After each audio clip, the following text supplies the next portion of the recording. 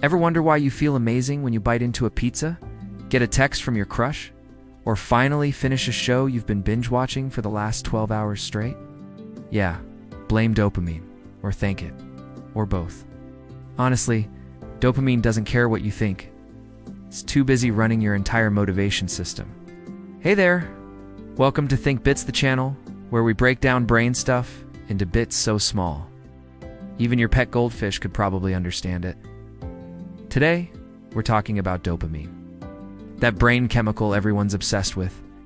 People act like it's some magical happiness juice. Oh my god, dopamine hit.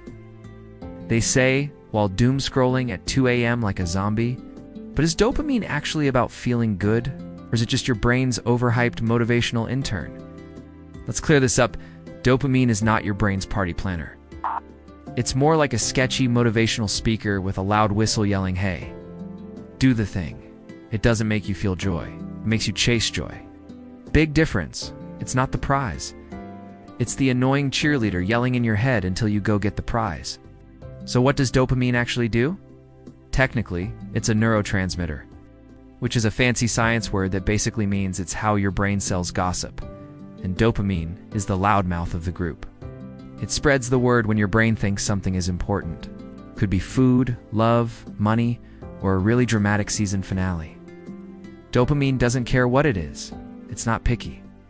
If your brain likes it, dopamine is already printing out flyers. Now, there's a common myth that dopamine equals pleasure. Like, people think when you eat a donut, dopamine is throwing a little rave in your brain. But nope, that's serotonin's department. Dopamine just made you want the donut. It was whispering, "Don you ... like some sugary demon. Then when you eat it and you're happy, that's another system handling the pleasure. Dopamine's already bored and looking for the next snack. Basically, dopamine is the reason you do literally anything. It's behind your goals, your habits, your weird obsessions with collecting houseplants or Funko Pops. It even gets involved in addiction. Yeah, when dopamine really likes something, it starts turning the dial up to 11 till you're doing that thing way too much.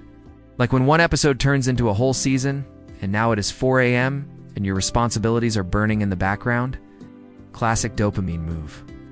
Your brain's got a few dopamine pathways, like little highways. There's the mesolimbic pathway, which sounds fancy, but really it's just your brain's reward route.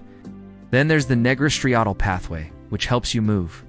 Yes, dopamine is also behind your ability to move, so when you get up to get snacks, that's dopamine again. It's out here multitasking while you're still deciding what to watch on Netflix. And when these pathways get messed up, stuff can go sideways.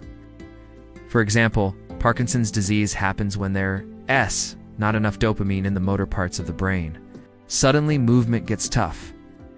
On the flip side, too much dopamine activity in certain places has been linked to conditions like schizophrenia. Basically, dopamine's great till it's not. It's like that one friend who's super fun until they start breakdancing on your coffee table. But don't worry, you're not at dopamine's mercy. You can work with it. Dopamine loves novelty, new things. So when you're stuck in a rut, try switching things up. Start small, fold one sock, check it off a list. Boom, teeny dopamine hit. It's like tricking your brain into thinking you're a productivity god. And yes, this is why to-do lists feel so good. It's not that you're organized, just dopamine giving you a high five. Oh, and that phone you're glued to? It's basically a dopamine casino. Every notification, every like, every ding, it's feeding your brain little sprinkles of potential reward. But spoiler alert, too much of that, and your brain starts expecting fireworks just to check your email.